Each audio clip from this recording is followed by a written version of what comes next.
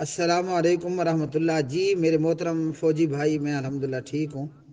سوال آپ کا یہ ہے کہ اللہ تعالیٰ نے کتابوں میں سے کون سی کتاب کی حفاظت کی ذمہ داری اپنے آپ پر لی ہے؟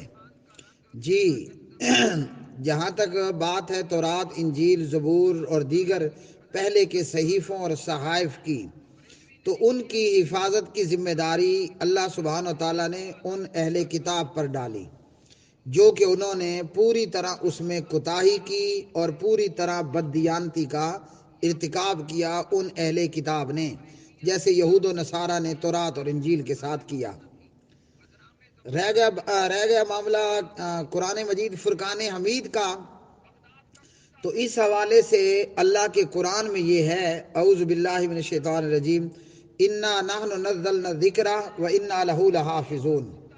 اللہ تعالیٰ نے اس آیت میں بتایا کہ اس ذکر کی ذمہ داری حفاظت کی وہ ہم نے اپنے اوپر لی ہے۔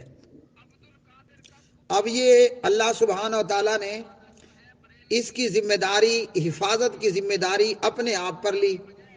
منکرین حدیث کہتا ہے یا کوئی جاہل اجہل یہ کہتا ہے کہ اللہ نے تو قرآن مجید کی حفاظت کی ذمہ داری لی ہے، اللہ سبحانہ وتعالیٰ نے بخاری اور مسلم، ابو داود اور ترمذی، نسائی اور ابن ماجہ ان کی حفاظت کی ذمہ داری تو نہیں لی۔ تو جواب اس کا یہ ہے کہ اللہ تعالیٰ نے قرآن مجید میں بتایا کہ اللہ رب رحمان نے بخاری، مسلم، ابو داود، ترمذی، نبی پاک علیہ السلام کی سیرت پاک کی ذمہ داری حفاظت کی وہ بھی اپنے اوپر لی۔ کہاں سے ثابت ہے؟ یہی آیت انا نحن نزلنا الذکر و انا لہ لحافظون ہے۔ اللہ تعالیٰ نے اگر یہ فرمایا ہوتا نا انا نحن نزلنا القرآن و انا لہ لحافظون، پھر تو کوئی جاہل بندہ، کوئی کم علم بندہ، کوئی لا علم بندہ، کوئی منکرین حدیث یہ اعتراض کرتے ہوئے سونا لگتا کہ اللہ تعالیٰ نے صرف قرآن مجید کی حفاظت کی ذمہ داری لی ہے، سیرت محمد الرسول اللہ صلی اللہ علیہ وسلم یا سنت محمد الرسول اللہ یا حدیث محمد الرسول اللہ صلی اللہ علیہ وسلم کی ذمہ داری نہیں لی۔ اللہ تعالیٰ نے فرمایا انا نحن نزلنا الذکر، یہ نہیں فرمایا کہ انا نحن نزلنا القرآن۔ اور ذکر اللہ کا قرآن بھی ہے اور ذکر سیرت محمد مصطفیٰ صلی اللہ علیہ وسلم بھی ہے۔ تو یہ جو الذکر ہے نا، اس میں قرآن پاک بھی آ گیا، اس میں بخاری مسلم بھی آ گئی۔ تو اللہ کے قرآن سے ثابت ہے کہ اللہ نے قرآن مجید کی حفاظت کی ذمہ داری بھی لی اور اللہ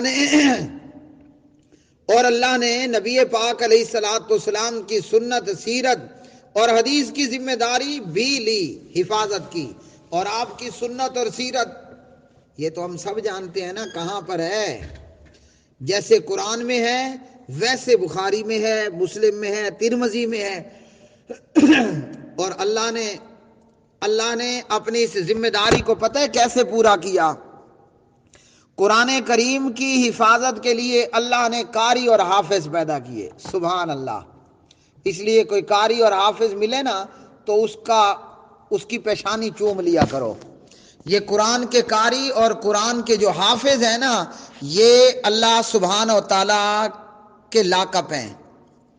ہم اپنا پیسہ رکھنے کے لیے اپنا اکاؤنٹ بناتے ہیں، ہم اپنا پیسہ رکھنے کے لیے اپنے گھر میں تجوری بناتے ہیں، ہے نا؟ ہمارے گھر کے اندر ایک مخصوص خفیہ لاکپ ہوتا ہے یا ایک خاص مضبوط تجوری رکھی ہوتی ہے، یا گھروں کے اندر بچے وہ گولک بناتے ہیں، جی بچے گھروں کے اندر وہ مٹی کی چھوٹی سی گولک ہوتی ہے جس میں بچہ اپنے 10 روپے، 5 روپے، 2 روپے بحفاظت رکھتا ہے اور جمع کرتا ہے۔ اللہ نے قرآن کریم کی حفاظت کے لیے قرآن کے حافظ، قرآن کے قاری کا سینہ انتخاب کیا۔ سبحان اللہ۔ اور اللہ سبحانہ تعالیٰ کو یہ اپنی تجوری اتنی پسند ہے، کل قیامت کے دن اللہ رب رحمان قرآن کے قاری اور حافظ سے کہے گا محترم المقام حضرت حافظ صاحب پڑھتا جا، جنت کے درجات چڑھتا جا۔ او کما قال علیہ الصلوۃ والسلام، سنن ترمذی کتاب فضائل ابواب فضائل القرآن، ٹھیک ہے جی۔ اور حدیث کی حفاظت کے لیے اللہ نے امام مالک بن انس کا انتخاب کیا، اللہ نے حدیث کی حفاظت کے لیے امام احمد ابن حنبل کا انتخاب کیا، اللہ نے حدیث کی حفاظت کے لیے امام محمد بن ادریس کا انتخاب کیا رحمت اللہ تعالی علیہ مجمعین۔ اللہ نے حدیث اور سنت اور سیرت مصطفیٰ صلی اللہ علیہ وسلم کی حفاظت کے لیے امام محمد بن اسماعیل امام بخاری کا انتخاب کیا، امام مسلم کا انتخاب فرمایا۔ اللہ نے حدیث کی حفاظت کے لیے سبحان اللہ سبحان اللہ امام ترمذی رحمت اللہ علیہ کا انتخاب فرمایا۔ تو انا نحن نزلنا الذکر و انا لہ لحافظون، قرآن پاک کی یہ آیت بتاتی ہے کلام اللہ کی حفاظت کی ذمہ داری بھی اللہ نے لی، اور حدیث رسول اور سنت رسول اور سیرت مصطفیٰ صلی اللہ علیہ وسلم کی حفاظت کی ذمہ داری بھی اللہ نے اپنے پاس رکھی۔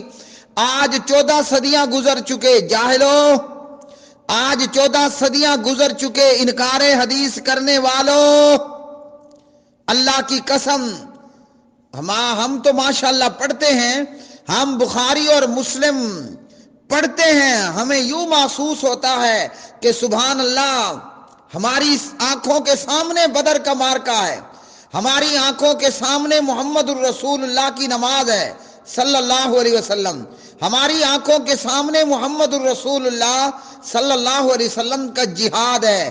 14 صدیاں گزرنے کے بعد کلام اللہ بھی پوری طرح تازہ ہے اور حدیث رسول اللہ بھی پوری طرح تازہ فریش۔ اللہم تقبل منا انک انت السمیع العلیم وتب علینا انک انت التواب الرحیم، وصلی اللہ علی النبی وآخر دعوانا ان الحمد للہ رب العالمین۔